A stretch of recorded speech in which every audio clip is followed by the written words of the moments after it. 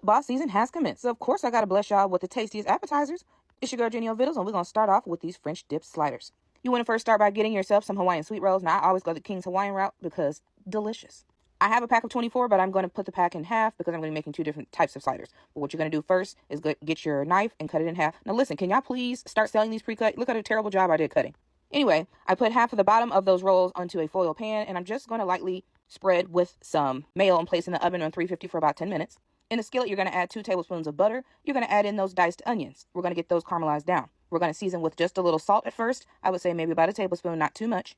And then we're going to come in with some black pepper. If you have it fresh, always go that route, okay? And then we're going to sprinkle with a little paprika as well, maybe about a teaspoon, and then top it with some garlic powder. We're going to begin to saute these onions. Make sure your fire is on a medium to medium low. You don't want your onions to burn right away. They took maybe about 5 to 6 minutes. A nice golden color there. I'm going to put them in a separate container, and this is what they look like right out of the pan. I'm going to let them cool down for just a few minutes while I finish preparing. Now that I have the bottom of my buns out of the oven, I'm going to first put down some provolone cheese. This is actually smoked provolone. Put a few pieces on the bottom until I cover it all, and then I'm going to be topping with roast beef. Now, before I tell y'all what my favorite brand is, what's your favorite brand of lunch meat that you like to get, okay? I love boar's head, okay? So I'm coming in with my boar's head roast beef. We're going to pile it on because you know how I feel about skimping around here. This is what it's looking like. And then we're going to top with more cheese because we're cheese lovers around here. And if you're not, I'm sorry for you.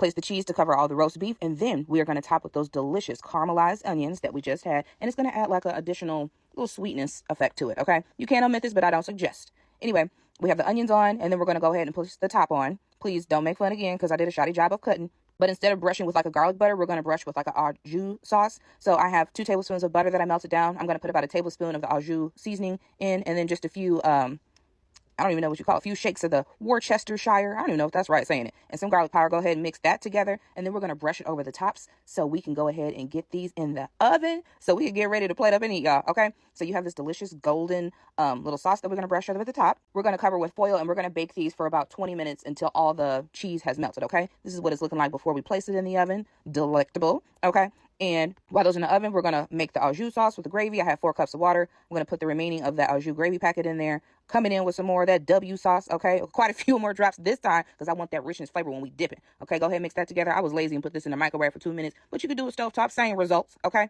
This is what they're looking like straight out of the oven. I know y'all seen that delicious dip in the cheese pool in the beginning because you can't deny that, okay? Go ahead and cut these bad boys up. Let them sit for about 10 minutes before you cut. And then voila, we got the finished result. Don't forget to like, share, follow, repost, and let everybody know we have heat over here.